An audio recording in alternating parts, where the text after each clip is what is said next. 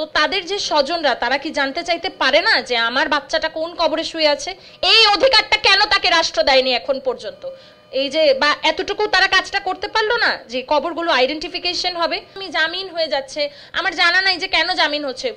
প্রথমত এটা সেট করা উচিত ছিল বলে আমার মনে হয় যে পুলিশের বা যে কোনো ফোর্সে যারা আছে তাদের যাতে জামিন না হয়, এবং রাজনৈতিক ব্যক্তিবর্গ যারা আছে তাদের নামে মামলা হয়েছে তাদের যাতে জামিনটা না হয়, কারণ অবশ্যই এই জিনিসটা তারা ওই সময় এই যে খুনের সাথে তারা লিপ্ত ছিল।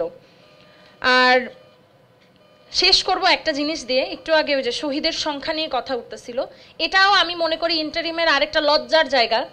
সেটা হচ্ছে এখন পর্যন্ত সঠিক শহীদের হিসাবটাই তারা বলতে পারলো না। এখন পর্যন্ত কেউ বলে 1000, কেউ বলে 1400, কেউ বলে 1500। কেন এত এত নাটক কিসের এই সংখ্যাটা নিয়ে?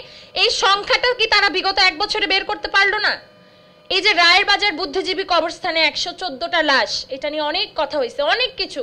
এই যে কিছুদিন আগেও শুনলাম যে লাশ উত্তোলন করবে, আজকেই করবে, কালকেই করবে, কিন্তু এখন পর্যন্ত সেটা হয়নি, বরং সেখানে ওই যে পাকা করে দিয়েছে কবরগুলো। তো তাদের যে স্বজনরা তারা কি জানতে চাইতে পারে না যে আমার বাচ্চাটা কোন কবরে শুয়ে আছে? এই অধিকারটা কেন তাকে রাষ্ট্র দেয়নি এখন পর্যন্ত?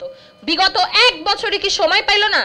এই যে বা এতটুকু তারা কাজটা করতে পারলো না যে কবরগুলো আইডেন্টিফিকেশন হবে, তাদেরকে কবরটা পাকা করে দিল, কিন্তু সেই মাটা তো প্রতিদিন যায় ওই জায়গায় কান্না করবে যে 114টা কবরের মধ্যে আমার সন্তানের কবর কোনটা।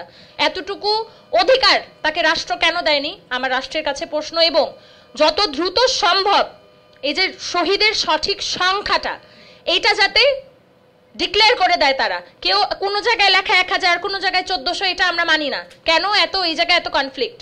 এবং আরেকটা কথা, অনেকেই এই প্রশ্নটা তুলে যে এই শহীদের সংখ্যা কিংবা আহতের সংখ্যা এটা কি এটা জুলাই শহীদ স্মৃতি ফাউন্ডেশন কেন হচ্ছে এই সংখ্যাটা এখনো কনফার্ম করতেছে না? এই কাজটা জুলাই শহীদ স্মৃতি ফাউন্ডেশনের না, এটা হচ্ছে তো স্বাস্থ্য মন্ত্রণালয়ের আন্ডারে এই কাজটা এখন হচ্ছে।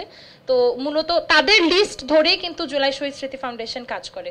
তো আপনারা এই জিনিসটাতে একটু জোর দিবেন যাতে করে শহীদের যে মেইন সংখ্যাটা সেটা যাতে আইডেন্টিফিকেশন হয়, সেটা 1000 না, সেটা 1400 না, 1500, এটা যাতে কনফার্ম করে। সেটা যদি 1001 হয় সেটা যাতে এক্স্যাক্ট 1001ই হয়, 50 থেকে 100 বছর পরেও যাতে মানুষ এসে জানে যে 1001 জন শহীদ হয়েছিল।